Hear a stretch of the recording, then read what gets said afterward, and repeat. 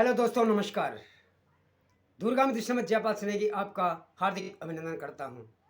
दोस्तों, मैं समय समय पर यानी दूरगामी दृष्टि अनेकों मुद्दों को आपके सामने लेकर आते हैं, चाहे वो पहाड़ से हो या फिर मैदानी क्षेत्र से हो। मगर जैसे ही दूरगामी दृष्टि यानी दूरगामी दृष्टि का अगर आप सही मायने में अर्थ मारेंगे, तो वह सोच जो कि एक ऐसी सोच होती है कि दूर की सोच होती है। हम उस सोच से आपके सामने अपना प्रस्तुतिकरण करते हैं और उन समाचार हों या फिर एक तरह से जो मन में वो भावना पैदा हो, जिससे कि हकीकत में हमें किस राह पर अग्रसित होना चाहिए या फिर ज्ञान हो। हालांकि बहुत से बुद्धिजीवी वर्ग हैं, मगर हम उन बुद्धिजीवी वर्गों से ही प्रेरित होकर के आप तक उनकी बात भी पहुंचाते हैं और कुछ अपनी बात भी आप तक रखते हैं। अब आपको कितना पसंद आता है, ये तो आप दूरगामी दृष्टि को अवश्य लिख सकते हैं। मगर दोस्तों, वीडियो बनाने से पहले आप लाइक एंड सब्सक्राइब जरूर कीजिएगा। दोस्तों, अभी जो मुद्दे हैं, मैं उत्तराखंड की बात करूंगा आज। वहां पर लव जिहाद का जो मामले सामने आए, तो उससे मन में एक टीस पहुंचती है कि देवभूमि वो धरा है जहां पर कि अगर इस तरह के मामले जब उजागर होते हैं, तो कोई भी एक तरह से भाई हो या बहन हो या बेटी हो हमारी, उनको अपनी जो एक तरह से रीति रिवाज, अपने माँ बाप, अपने अभिभावक का ध्यान जरूर रखना चाहिए कि हमारी संस्कृति यानी उत्तराखंड एक तरह से देवभूमि है और यह ऋषि मुनियों की तपोभूमि भी देखी गई है और रही है। इसमें अगर कोई कहे कि प्रमाण दे, तो उसे प्रमाण की आवश्यकता ही नहीं होती। यहाँ पर अनेकों बुद्धिजीवी ऐसे हैं जिन्होंने कि इस धरा के लिए यानी उत्तराखंड देवभूमि की पावन धरा के लिए बहुत से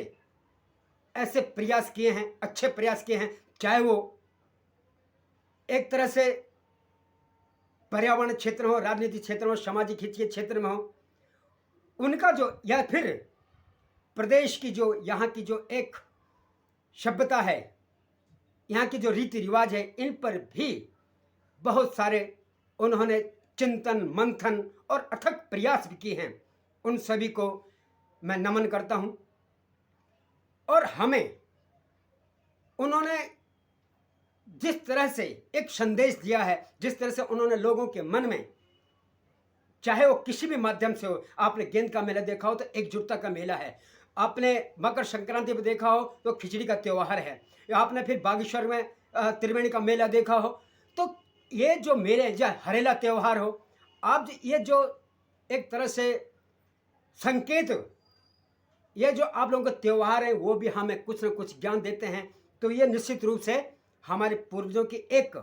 पहल है जो कि हमें एक धरोहर के रूप में दी है। हमें उस धरोहर को संभाल के रखना चाहिए। मगर मैं इतना जरूर कहना चाहूँगा कि जिस तरह की जो कुछ समाचार ऐसे आते हैं कि जहाँ पर कि लव जिहाद के मामले आते हैं, तो सभी बहनों से, बेटियों से, अभिभावकों से यही कहना चाहूँगा कि सनातन धर्म एक ऐसा धर्म है और यहाँ की जो देवभूमि उत्तराखंड की जो संस्कृति है, सभ्यता है, सबको गले लगाने में और अपनापन देने में एक तरह से जो पथ पर आप लोगों को आमंत्रित करती है, वो पथ सर्वोपरि पथ भी कहा जा सकता है और कहना भी चाहिए। इसलिए जब कभी ऐसी घटनाएं आती हैं लव जिहाद की, तो जो हमारे जो पूर्वज हैं या फिर बुद्धिजीवी वर्ग हैं, आज भी हैं और पहले भी थे, तो हमें इस परिपाटी को संभाल के रखना चाहिए और किसी भी बहन, बेटी, भाई या अभिभावक को वो उन कष्टों की एक तरह से उस पथ पर न जाना पड़े जहां पर उन्हें आगे जाकर कष्ट हो, उनके जीवन में दिक्कतें आए, समस्याएं आए। मैंने पहले भी कहा कि बहुत से बुद्धिजीवी हैं जिन्होंने कि बार बार कई माध्यमों से, आप यहाँ पर मैं आपको एक ढोल डमों का दृश्य दिखा रहा हूँ कि उन्होंने कितना सही एक तरह से जिन्होंने जो हमारे पूर्वज हैं, जो हमारे एक तरह से जो हमारी पीढ़ी है, आने वाली पीढ़ी हो या जो पुरानी पीढ़ी रही हैं, उन्होंने बहुत से हमें ज्ञान दिए हैं। कन्यादान एक माता पिता के लिए सबसे बड़ा दान होता है और इसका मुझे लगता है कि हर बेटी हर बहन को समझना चाहिए, हर भाई को समझना चाहिए, हर युवा को समझना चाहिए कि एक बाप के लिए, एक पिता के लिए कन्यादान कितना ऊंचा स्थान रखते हैं, कितना सही प्रमाण रखते हैं। वो आज हमारे बीच में आपको एक ढोल ढमों के माध्यम से दिखा रहा हूं और प्रयास कर रहा हूं कि यही सोच अगर सबकी हो तो ऐसे लव जिहाद के मामले मुझे लगता है कि हमारे युवा मन में ऐसी राह बननी चाहिए जहां पर कि वो अपने जीवन मार्ग पर प्रशस्त हो सकें। सुख की जो एक सीमा है,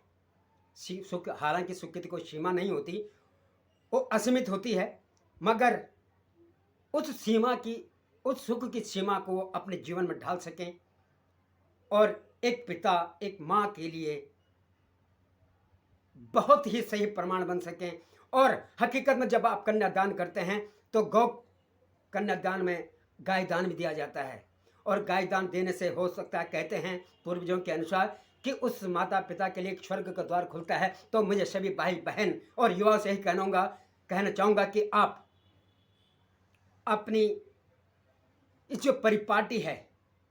जो वहाँ की संस्कृति है, जो वहाँ की एक तरह से रीति रिवाज में पूर्वजों ने हमें एक धरोहर दी है, तो इसे संभाल कर रखिए और यही उस जो स्वर्ग का द्वार है अपने माता पिता के लिए जरूर खोल कर रखें, ना कि आपके जीते जी वो नर्क में जाएं। इसलिए इन मामलों को छोड़कर, यानी लव जिहाद के मामलों को छोड़ करके आप सही राह पर चलने का प्रयास कीजिए। मुझे लगता है कि एक चंद मिनट की वीडियो आपके लिए बहुत ही सराहनीय होगी। और दोस्तों, आपका क्या विचार है आप जरूर लिखिएगा। इस जो एक छोटे सा वीडियो है, इसके माध्यम से आप जन जन तक इस वीडियो को पहुंचाने का प्रयास करें। तब तक के लिए नमस्कार दोस्तों, लाइक एंड सब्सक्राइब जरूर कीजिएगा। आपका बहुत बहुत धन्यवाद। जय भारत।